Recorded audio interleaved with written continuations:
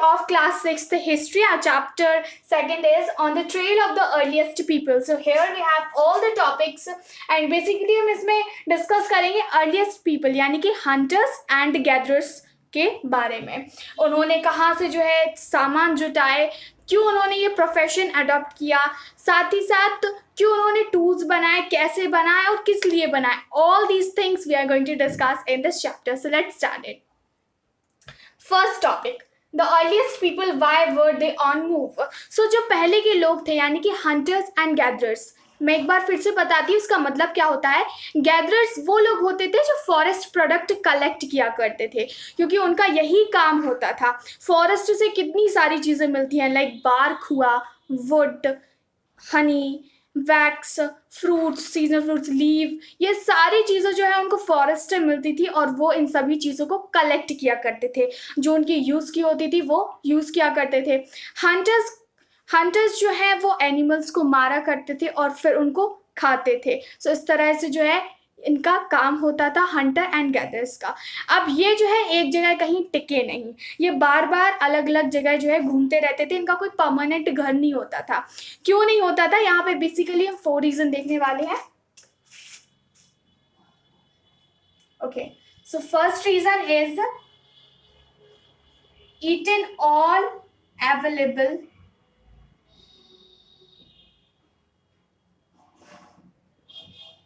Material. पहला तो ये कि इन्होंने सारा जो चीज़ें हैं वो खा ली, जो भी उस जगह पे मौजूद है. फॉरेस्ट प्रोडक्ट है, जितने भी फ्रूट्स थे सब कुछ ख़त्म हो गया. लाइक वुड उन्होंने सारी यूज़ कर ली, सब कुछ कर लिया. सो पहला तो एक ये रीज़न हो गया कि सारे रिसोर्सेज वहाँ के ख़त्म हो गए. इसकी वजह से उनको एक जगह से दूसरी जगह जाना पड़ा. Second is water.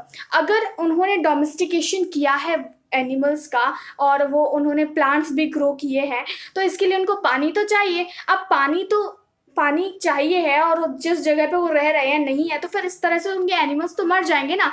तो उन्होंने अपनी जगह बदली क्योंकि उनको पानी चाहिए था. So near water resources due to water. Okay, third is, I don't know whether there is space or not. Okay, so third is कि उनको सीजनल फ्रूट्स चाहिए थे जहाँ पे उनको अब चीज़ें मिली. जैसे कि पहले वाले में तो सब कुछ ख़त्म हो गया, सारी रिसोर्सेज ख़त्म हो गई, इसलिए डिस्प्लेस हुआ. दूसरा कारण था कि वाटर उनको चाहिए था. तीसरा कारण ये था कि उनको जो है ये फ्रूट्स चाहिए थे, सीजनल फ्रूट्स, क्योंकि हर जगह पे अलग अलग फ्रूट्स होते हैं.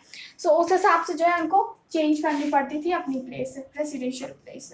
Seasonal fruits. And fourth one is due to animals.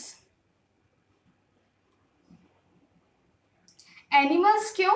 क्योंकि अगर उन्होंने डोमेस्टिकेशन किया है, सो डोमेस्टिकेशन करने की वजह से जो एनिमल्स हैं, अब जिनके पीछे वो भाग रहे हैं, किसी एनिमल का शिकार कर रहे हैं, तो वो कहाँ पर जाते हैं, उस हिसाब से जो है इनको भी वहाँ जाना होता था. तो बेसिकली ये 4 रीज़न है. इसकी वजह से जो पुराने लोग हैं, पुराने से मतलब है हंटर्स एंड गैदरर्स, वो डिस्प्लेस हुआ करते थे, वो माइग्रेट हुआ करते थे अपनी प्लेस से. सो वो घूमते रहते थे, एक जगह कहीं टिकते ही नहीं थे. Second topic is how do we know about these people. हमें लोगों के बारे में कैसे पता है? हमें लोगों के बारे में आर्कियोलॉजिस्ट्स की जो स्टडीज़ है उनसे पता चला. इन्होंने जो भी सामान यूज़ किया हंटर एंड गैदरर्स ने, वो छोड़ा और किसी कारण से ये वो सामान वहीं रह गया और सालों बाद, हज़ारों सालों बाद जो है हमें मिल गया. सो इस तरह से हमें इनके बारे में पता चलता है क्या इन्होंने जो है सामान यूज़ किया. फिर उससे पता चलता है किस तरह की एक्टिविटीज़ इन्होंने प्रैक्टिसाइज की. एक्टिविटीज़ से हम यहाँ पे देखते हैं choosing a place to live in. So इन्होंने जगह कैसे डिसाइड की कि इनको कहाँ पे रहना है, अपनी नीड के अकॉर्डिंग. इनको जिस तरह का काम करना है उस हिसाब से ये अपनी जगह चूज़ किया करते थे. Making stone tools. अब स्टोन टूल्स यहाँ पे काफ़ी इंटरेस्टिंग होने वाला है. 2 तरह की टेक्निक्स जो हैं वो अपनाई गई थी स्टोन टूल्स को बनाने के लिए. कैसे? यहाँ पे हंटर्स हैं, अगर उनको जो है एनिमल्स को मारना है, अगर कोई प्लांट है उसको उन्होंने लगाया है, उसको बड़ा करना है, उसके लिए कई सारे जो इंस्ट्रूमेंट चाहिए होते हैं, कई सारे टूल चाहिए होते थे. Sorry, not instrument. सो हालांकि हम यहाँ पे इंस्ट्रूमेंट का ही वर्ड यूज़ कर सकते हैं. सो टूल्स चाहिए होते थे, उन्होंने टूल्स बनाए, दो टेक्निक अपनाई। पहले तो ये मान लीजिए मेरे हाथ में दो पत्थर हैं और उन पत्थरों से एक पत्थर को मैं ऐसे ली हूँ और दूसरे पत्थर को एज अ हैमर यूज कर रही हूँ, ताकि ये जो मेरे हाथ में है जो कोर स्टोन है उसको मैं शेप दे सकूं और उसका एक अच्छा शेप आ जाए। तो ये तो हो गई एक टेक्निक। दूसरी टेक्निक होती है जिसमें उन्होंने एक पत्थर को, बोन को लिया या किसी भी चीज़ को लिया, हड्डी वगैरह हुई उस वक्त, तो उसको एक हार्ड सरफेस पे रखा, ठीक है, एक फ्लैट सरफेस पे, ताकि वो स्टेबल रहे हाथ में, क्योंकि करेंगे तो लग जाएगी। तो दूसरे पत्थर से उसको फिर शेप देने की कोशिश की। तो एक तो टेक्निक हो गई कि उन्होंने दोनों पत्थर अपने हाथ में लिए थे, फिर उसको शेप देने की कोशिश कर रहे थे। दूसरी टेक्निक ये हो गई कि उन्होंने एक पत्थर को नीचे रखा और दूसरे से फिर मारने की कोशिश करी। अब उन्होंने कई तरह के जो है यहाँ पे टूल्स बनाए, कई सारे में जो है हैंडल्स भी लगे हुए थे। अब दरवाज़ा मैं आपसे कहूँ कि भाई खोलिए, हैंडल मैंने हटा दिया, सो ये काफ़ी डिफिकल्ट हो जाएगा आपके लिए खोलना। सो कुछ इस तरह के जो है उन्होंने टूल्स बनाए। नेक्स्ट टॉपिक देखते हैं, finding out about fire. So fire जो है वो किस पीरियड में इन्वेंट की गई थी, ये जो है आप मुझे कमेंट सेक्शन में बताइए, क्योंकि ये बहुत ही इंपॉर्टेंट है, लाइक पैलियोलिथिक और मेसोलिथिक या फिर नियोलिथिक। सो ये सारे पीरियड के बारे में भी हम आगे देखेंगे। फिलहाल हम देखते हैं आग कैसे, जो है हमें आग के बारे में कैसे पता चला। सो आग के बारे में आर्कियोलॉजिस्ट के थ्रू पता चला। सिंपल सा एक क्वेश्चन जो आप हमेशा कह सकते हैं, जैसे ही बाय एक्सीडेंटली मान लीजिए कहीं पे कोई ऐश वगैरह रह गई और फिर वो due to natural process store हो गई कहीं पे, फिर बाद में जाके जब उस वहाँ पर खुदाई वुदाई की गई तो फिर वो ऐश निकली, तो इससे पता चलता है कि भाई वहाँ पे उस वक्त आग यूज़ की गई होगी। अब पीरियड का हिसाब जो है वो जो स्ट्रेटियोग्राफी जो है क्लास 12th में दिया है, स्ट्रेटियोग्राफी क्या होता है उसके थ्रू पता चल जाता है कि भाई कौन सी मिट्टी किस पीरियड की है। तो इस तरह से उन्होंने पता लगाया कि भाई आग जो है वो इस पीरियड में इन्वेंट हुई थी। अब आग के कई सारे यूजेस थे। पहली बात तो ये, अब उनको एडवांटेज मिल गया कि वो रात को भी शिकार कर सकते थे, क्योंकि उनके पास लाइट थी। जानवर भी भाग जाते थे एक तरह से लाइट को देखने से, आग को देखने से। लाइट वो वाली मत समझना, यहाँ पे हम आग की बात कर रहे हैं, मशाल। और अब वो खाना भी पका कर खा सकते थे। पहले उन्हें कच्चा खाना होता था, अब वो पका के खा सकते थे। एक इंटरेस्टिंग सी बात बताऊं आपको, हमारी जो बॉडी के अंदर अपेंडाइसिस होता है, वो पहले ये था एक और ऑर्गन होता था जिसकी वजह से, जो पहले क्योंकि इंसान खाना नहीं खाता था वो घास भी खा लेता था, बट अगर आप आज घास खाएंगे तो फिर डाइजेस्ट नहीं होने वाला। सो एनिमल्स हैं, उनके पास अलग एबिलिटी होती है, क्योंकि उनके ऑर्गन्स इस तरह से काम करते हैं, स्पेशल ऑर्गन होते हैं, ताकि वो घास और हर तरह का सब खा लेते हैं। जानवर देखा होगा आपने, आप किसी भी तरह का उन्हें खिला दो तो खा लेते हैं, ख़राब भी हो जाए खाना तो भी खा लेते हैं वो, क्योंकि अगर हम खाएंगे तो हम बीमार पड़ जाएंगे। सो हमारा जो फंक्शन है, जो उस तरह का ऑर्गन था, उसने अब काम करना बंद कर दिया, क्योंकि एक पीरियड के बाद अब उसको उस तरह की चीज़ें नहीं मिली। इंसान जो है दूसरी तरह की चीज़ें खाने लगा, उसने घास खाना छोड़ दिया, तो फिर हमारे ऑर्गन ने भी काम करना बंद कर दिया। हम देखते हैं नेक्स्ट टॉपिक, अ चेंजिंग एनवायरनमेंट। सो एनवायरनमेंट चेंज हुआ, हमारी धरती आग से जल रही थी। लेट मी शो यू, ये धरती है और ये समझ लीजिए आप पूरा वॉल्केनो बनी हुई थी अर्थ, पूरी की पूरी वॉल्केनो, ठीक है। बहुत सालों तक इस तरह से जलती रही। अब जब जलती रही फिर उसके बाद बहुत सालों तक, आप मान लीजिए लाखों सालों तक यहाँ पे बारिश हुई।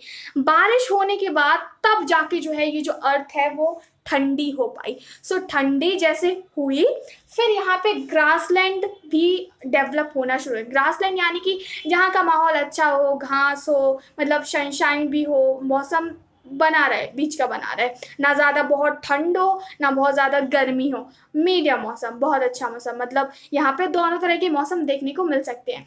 सो यहाँ पे कई सारे एनिमल्स आए, जैसे कि डियर, एंटीलोप और कैटल, काऊ, ये सारे एनिमल्स। अब ये सारे जब एनिमल्स आए तो फिर लोग भी यहाँ पे इकट्ठा होना शुरू हो गए, क्योंकि उनको जो है यहाँ पे फैसिलिटीज़ मिली कि वो एनिमल्स को डोमेस्टिकेट कर सकते थे, यहाँ पे वो प्लांट्स ग्रो कर सकते थे। उनके लिए काफ़ी ज़्यादा चैलेंजिंग होता था प्लांट्स ग्रो करना, डोमेस्टिकेट करना, क्योंकि ये इंपॉर्टेंट है कि प्लांट अगर वो ग्रो कर रहे हैं कोई, तो उसका एडिबल पार्ट कौन सा है, लाइक कौन सा वो खा सकते हैं और कौन सा उनको नहीं खाना है। Rock paintings and what they tell us. Paintings जो है बहुत ही बेस्ट सोर्स है हमें बताने के लिए उस वक्त का, क्योंकि आप बिना बोले अपने लिखने के द्वारा अपने जो आइडियाज़ है उसको एक्सप्रेस कर सकते हैं, है ना। ये बेसिकली बात है। ये कैसे मैं कह रही हूँ, आपका कई बार क्या होता है ना, आप बोल नहीं पाते, एक्सप्रेस नहीं कर पाते हो। थ्रू आर्ट, इनके थ्रू आप बहुत अच्छे से अपनी बातें कह सकते हैं। म्यूज़िक के थ्रू आप अपनी बात कह सकते हैं। सो उस वक्त जो है लोगों ने पेंटिंग बनाई, उन्होंने किसी एनिमल को हंट किया, उसका शिकार किया, तो फिर उसकी पेंटिंग बनाई। और केव पेंटिंग जो है हमें कई सारी जगह मिलती है, जैसे कि भीमबेटका हुआ, यहाँ पर भी कई जगह मिली।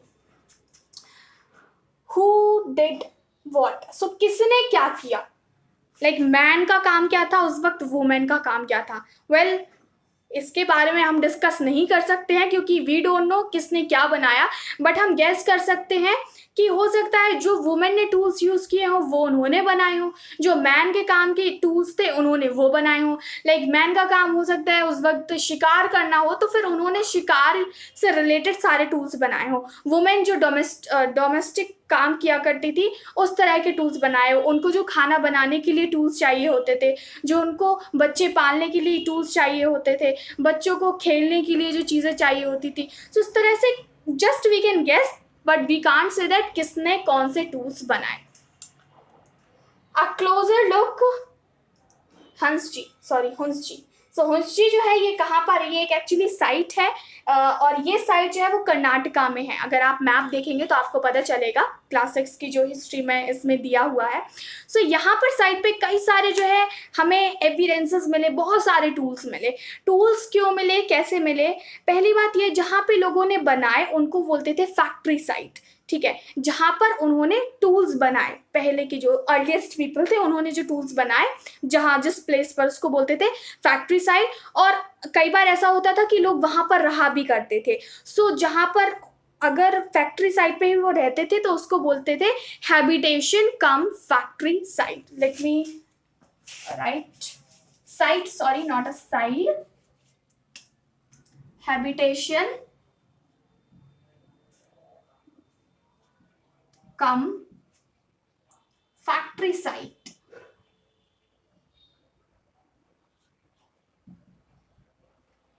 सो यहाँ पर लोग रहा भी करते थे और साथ ही साथ अपने टूल्स भी बनाया करते थे। टूल्स यहाँ पे मार्बल काफ़ी ज़्यादा मिला, और जहाँ पे लोगों को ये सारी चीज़ें मिलती थी वहाँ पर वो ज़्यादा रहा करते थे। यहाँ पे आप देख सकते हैं टूल, यहाँ पे हमने एक टॉपिक डिस्कस किया था, choosing a place to live in. क्योंकि हम यहाँ पे अर्लीस्ट पीपल की बात कर रहे हैं, हंटर एंड गैदरर्स की बात कर रहे हैं, तो नदी के किनारे तो वो रहे ही थे, साथ ही साथ उनको जहाँ पे टूल्स बनाने के लिए बेस्ट प्लेस लगी, जहाँ पे उनको अच्छा स्टोन मिल सके, वहाँ पे टूल्स बना सके, उन्होंने वो प्लेस भी चूज़ की ताकि वहाँ पे वो रह सके। सो ये जो है हुंसजी, ये साइट है जहाँ पे बहुत सारी चीज़ें जो मिली, एकदम बहुत ज़्यादा मात्रा में मिली। सो यहाँ पे बेसिकली लोग रहे होंगे तभी ये सारी चीज़ें मिली हैं, और उनसे हमें स्टडी करने को मिला। अब ये सारी चीज़ें बची क्यों, ये भी एक क्वेश्चन है। हो सकता है कोई वो काम कर रहे हो, कोई परफेक्टली नहीं हुआ हो, उस पत्थर को उन्होंने फेंक दिया, ठीक है। अब मैं फ्लेक्स निकालने की कोशिश कर रही हूँ एक पत्थर से दूसरे पत्थर में, और बाई चांस वो कुछ उल्टा सीधा हो जाता है, मैंने फेंक दिया, भाई नहीं करना यूज़। फिर इस तरह से कई सारे इकट्ठे हो गए, और इकट्ठे होने के बाद वो दब गए वहाँ पे, फिर लाखों सालों बाद जो है उनको निकाला गया। सो ये था हमारा पूरा चैप्टर जो अभी हमने देखा। अब हम इसका रिकैप देखते हैं। So see the recap. So earliest people, why were they on move. So वो क्यों जो है चलते फिरते रहते थे? 4 रीजन हमने यहाँ देखे। या तो अवेलेबल मटेरियल उन्होंने पूरा सारा खा लिया हो, वाटर जो है अगर उनको मिल जाए, सीजनल फ्रूट्स मिल जाए, या फिर ड्यू टू एनिमल्स माइग्रेशन, अगर एनिमल्स जो है जाते हैं एक जगह से दूसरी जगह डिस्प्लेस होते हैं तो फिर उनको भी जाना होता था। How do we know about these people, हमें इन लोगों के बारे में कैसे पता चलता है? इन्होंने जो एविडेंसेस अपने पीछे छोड़े, जहाँ कहीं पर गए और पीछे कुछ ना कुछ, क्योंकि कोई ना कोई सबूत तो छोड़ा ही है, तो उससे हमें पता चलता है इन लोगों के बारे में। Choosing a place to live in, चूँकि हम यहाँ पे टूल्स की बात कर रहे हैं तो उसी पर फोकस ज़्यादा करेंगे। तो जहाँ पे इनको स्टोन मटेरियल मिला जिससे इनको अपने टूल्स बनाने हैं, वहाँ पर ये रहे। मेकिंग स्टोन टूल्स, इन्होंने स्टोन टूल्स बनाए। दो मेथड थे बेसिकली, एक तो पत्थर को टकरा कर फ्लेक्स निकालना एक के, ताकि परफेक्ट शेप दिया जा सके, उसको अलग अलग चीज़ों में यूज़ किया जा सके। जैसे कि चॉपिंग के लिए अलग इन्होंने टूल्स बनाए, एनिमल को मारने के लिए अलग टूल्स बनाए, क्योंकि हर एनिमल्स के लिए हर तरह एक ही तरह का टूल नहीं यूज़ कर सकते थे, तो इन्होंने टूल्स भी फिर एनिमल्स के हिसाब से बनाए। किसी के लिए स्पीयर बनाया और किसी के लिए और किसी तरह के बनाए। अब मान लीजिए उस एनिमल को हंट कर लिया, अब उसके बाद भी टूल का काम है, उनको काटना है, तो उसके लिए अलग तरह के टूल्स बनाए गए। सो बहुत सारे टूल्स बनाए गए अलग अलग तरह के। Finding out about fire, fire के बारे में हमें कैसे पता चला और क्या क्या जो है फायर के यूजेस थे, इंपॉर्टेंस थे। चेंजिंग इन्वायरमेंट, धरती गर्म से फिर ठंडी हुई, मीडियम इसका जो है टेम्परेचर हुआ, तब जाके ग्रासलैंड बना और फिर लोग अच्छे से रहने लगे। So rock paintings and what they tell us, rock painting is the best way to communicate. So ये बहुत ही अच्छा तरीका है, इससे कम्युनिकेट किया जा सकता है। भीमबेटका एक जगह है, वहाँ पे काफ़ी सारी रॉक पेंटिंग्स मिली। हु डिड व्हाट, किसने क्या किया, and a closer look Hunsgi. So ये देखना हुंसजी क्या है। अब हम यहाँ पे पैलियोलिथिक के बारे में ज़रूर बात करेंगे। पैलियोलिथिक, नियोलिथिक एंड मीसोलिथिक, ये एक्चुअली में है क्या। पैलियोलिथिक यानी कि 2 मिलियन ईयर्स एगो से लेकर 12,000 ईयर्स अगो के बीच का जो पीरियड है, इसको पैलियोलिथिक बोलते हैं।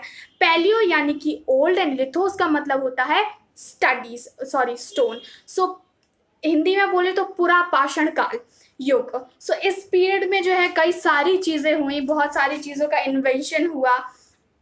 मीसोलिथिक की बात करते हैं। मीसोलिथिक जो है वो 12,000 ईयर्स एगो से लेकर 10,000 ईयर्स एगो के बीच का पीरियड है। इसी वक्त जो है टूल्स का इन्वेंशन हुआ था, इसको बोलते हैं मध्य पाषाण काल युग हिंदी में। और हम थर्ड की बात करते हैं नियोलिथिक यानी कि नव पाषाण काल युग। सो ये जो है वो 10,000 ईयर्स के पहले का है। सो इस तरह से ये सारे पीरियड्स हैं जो हमने डिस्कस किए। अगर कोई भी डाउट हो आप मुझे कमेंट सेक्शन में पूछ सकते हैं। Soon will come with our next video. Like this video, share this video and subscribe Study Shift with Kriti for more such kind of videos. Thanks for watching my video.